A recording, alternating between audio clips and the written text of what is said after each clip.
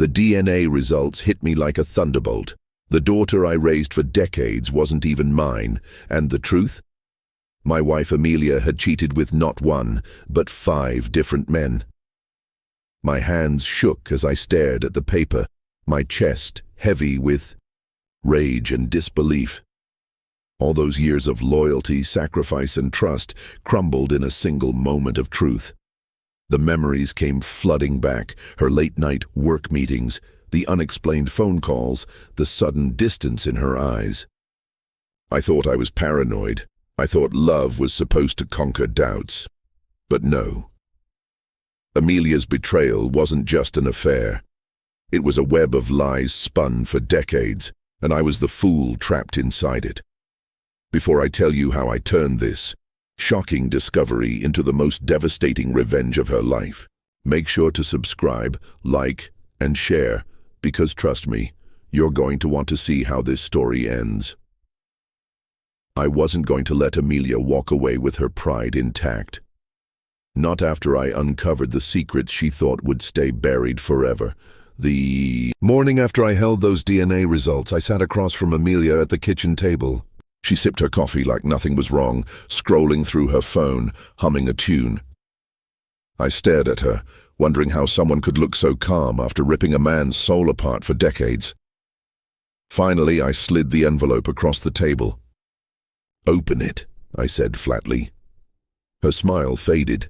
She frowned, hesitated, then slowly pulled out the papers.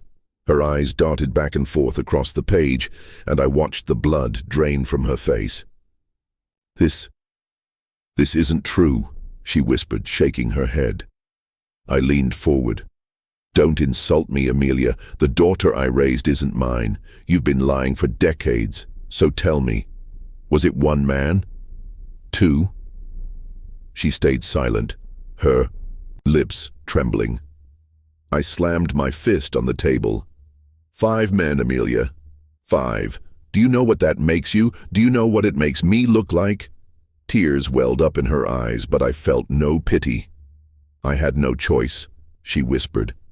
"You were always busy with work. I was lonely." I let out a cold laugh.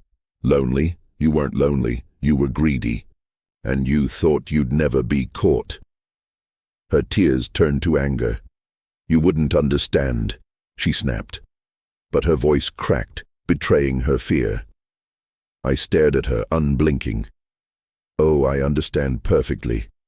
You built your comfort on lies, on my back, while I sacrificed everything for this family. And now, everyone will know the truth." She gasped, her hands gripping the edge of the table. "You wouldn't dare," she whispered. But deep down, she knew I would. She knew the storm was coming. That weekend, I invited our closest family and a few longtime friends over for dinner. Amelia thought it was a normal gathering. She even put on her favorite dress, fussing over the table settings like everything was still perfect.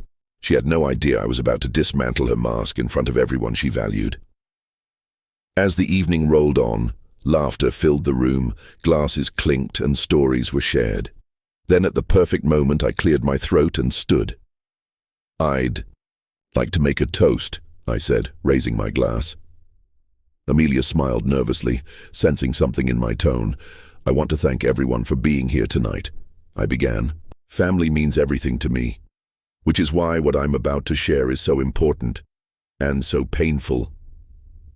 The room grew quiet. Eyes turned to me. Amelia's smile froze, her hands tightening around her napkin. I pulled out the envelope. The same DNA test results that had shattered my world, and laid them on the table. For decades, I believed I was raising my daughter. I loved her with everything I had. But the truth is, my voice broke just enough to let them feel the weight. "But she isn't mine." Gasps filled the room. A cousin covered her mouth.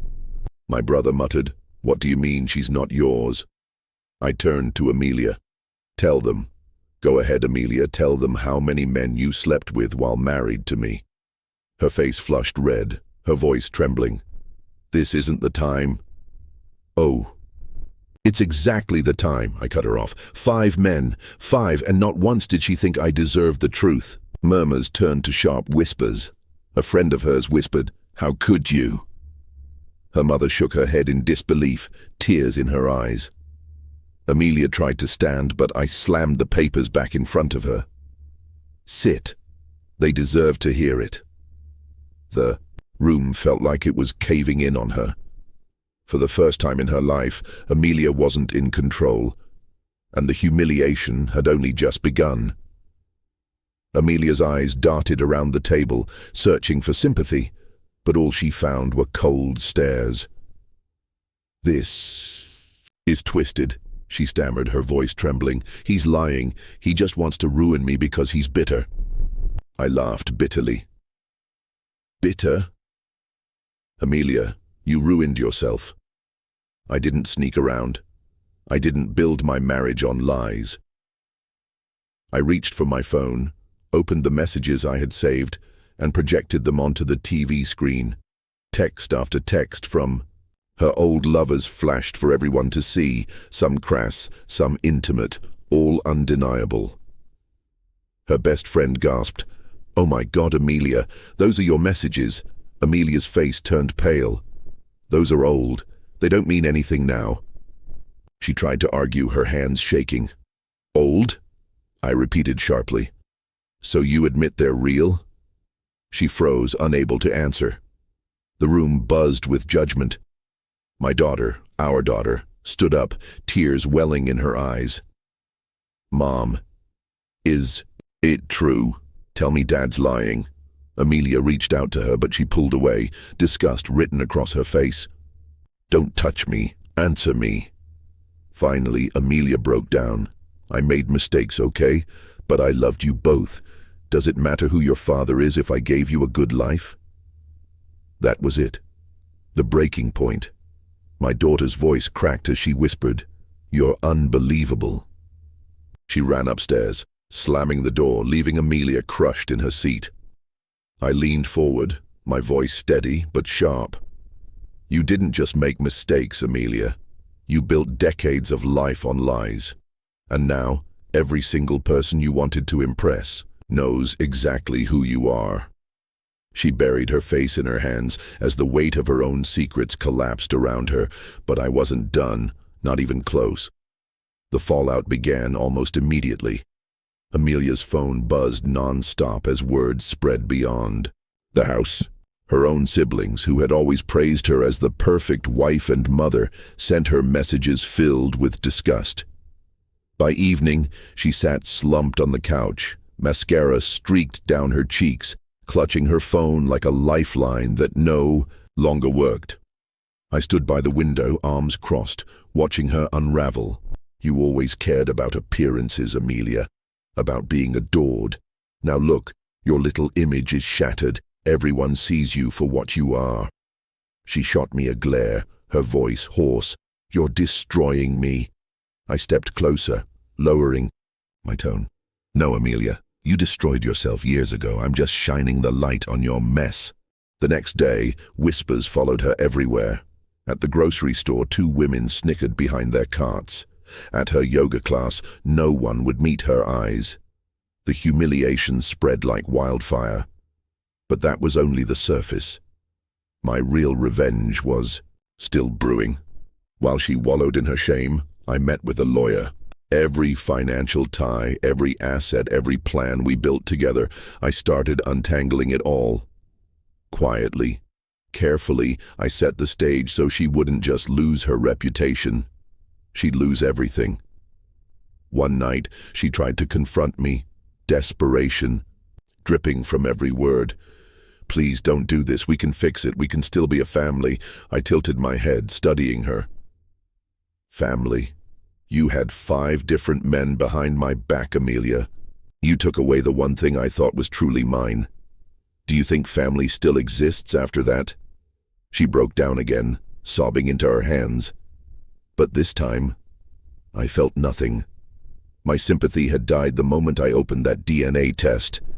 And as I watched her crumble, I knew she still had no idea of the final blow I was about to deliver.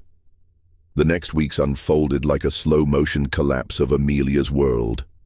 First came the whispers, then the avoidance, and finally, outright rejection. Friends who once adored her stopped returning calls. Invitations to social gatherings disappeared. Even the book club she bragged about leading asked her not to come back. Amelia was now a ghost in her own community, and she hated it. Meanwhile, my plan rolled forward smoothly. The lawyer filed the paperwork, and I quietly froze the joint account she relied on for her daily luxuries. When she went to buy her usual designer handbag, her card was declined. The look on her face when the cashier said, "Insufficient funds," must have been priceless. I only heard about it from neighbors, but the gossip traveled fast. At home, she confronted me, her voice trembling with rage. "You're cutting me off?" I didn't flinch. "I'm reclaiming what's mine. You lived a queen's life off my sweat while betraying me behind closed doors. That ends now." Her desperation grew. One evening she tried to cook dinner, hoping to talk things through. She set the table, lit candles, and put on that fake smile she used whenever she wanted to manipulate me. "We can rebuild," she said softly, reaching for my hand. I pulled away. "Rebuild what, Amelia? Lies? Deceit? You don't rebuild a house that's been burned to ashes. You clear the ground and start fresh. Without you." Her face twisted in anger. "You think you're punishing me, but you're ruining yourself too," she shouted. I leaned back, calm as ever. "No, I've already started over, quietly. While you played your games, I built something for myself. And when I reveal it, you'll realize you lost far more than a marriage." Her eyes widened, but I didn't explain further. Let her stew in that fear. Let her wonder what storm was coming next. Because soon the real blow would land, and Amelia wouldn't just lose her dignity, she'd lose everything she thought was untouchable. It happened during the family gathering that Amelia herself had insisted on attending, hoping to prove that things were still under control. She dressed herself in her best clothes, forced a smile, and walked in as though humiliation hadn't already swallowed her whole. But everyone in the room knew. The whispers were sharp, the stares unforgiving. I stayed silent at first, letting her stew in the discomfort she'd created. Then, as dinner reached its peak, I stood up and raised my glass. "I want to share something," I announced. The room fell silent, all eyes turning toward me. Amelia's face tightened. She knew I had never been one for speeches. "I spent decades working hard in silence," I began. "While some people spent those same decades playing games, I was building something real, something solid. And tonight, I want my family to know the truth." I pulled out a folder and laid it on the table. Inside were documents, business registrations, property deeds, investment accounts. My years of hidden effort. Gasps rippled around the table as numbers and figures came into view. Millions, properties, assets Amelia never even knew existed. Her jaw dropped. "What? What is this?" she stammered, reaching for the papers with trembling hands. I stopped, her hand mid-air. "This is the life I built while you were busy betraying me. You thought you held the power because of appearances, but the truth is, I hold everything. The houses, the accounts, the legacy, all mine. None of it has your name." Her mask shattered. "You hid this from me." I met her gaze coldly. "Just like you hid the truth from me for decades. The difference is, my secret destroys you." The room buzzed with shock. Relatives who once mocked me now looked at me with respect, and at her with disgust. Amelia shrank back in her chair, her carefully built facade crumbling with every passing second. But I wasn't done. Not yet. The real finale was still waiting, and she had no idea what was about to hit her next. The silence after my reveal was heavy, but I wasn't finished. I looked straight at Amelia and said, "There's one more thing everyone here should know." I pulled out the divorce papers I'd been keeping ready. Gasps filled the room as I laid them neatly on the table. Amelia's face drained of color. You're divorcing me? In front of everyone? I nodded calmly. In front of everyone, because lies this big deserve an audience. The lawyer I had brought along stepped forward, placing additional documents beside the divorce papers. Per the prenuptial agreement you signed years ago, Amelia, you walk away with nothing. No house, no accounts, nothing. Her mouth fell open. That's not possible, she whispered, flipping through the papers with shaking hands. But every line confirmed her nightmare. Everything she had leaned on for years was slipping from her grasp. The family murmured, some shaking their heads, others whispering, "Serves her right." My daughter stood at the doorway, arms crossed, tears in her eyes, not for Amelia, but for the years of deception we both had endured. Amelia fell to her knees, clutching my leg in desperation. "Please don't do this. We can fix it. I'll change, I swear." I stepped back, freeing myself from her grip. My voice was steady, sharp enough to cut the air. You had decades to choose honesty, Amelia. You chose lies, and now you live with the consequences. With that, I signed the final page and handed the pen to the lawyer. It was over. The room erupted. Some in shock, some in applause. Amelia sat crumpled on the floor, sobbing, as I turned and walked out. For the first time in years, I felt free, and as I left that house, I knew the truth. Sometimes revenge isn't loud. Sometimes it's quiet, calculated, and final. Amelia hadn't just lost her marriage. She'd lost her mask, her pride, her life. And I walked away, not broken, but stronger than ever.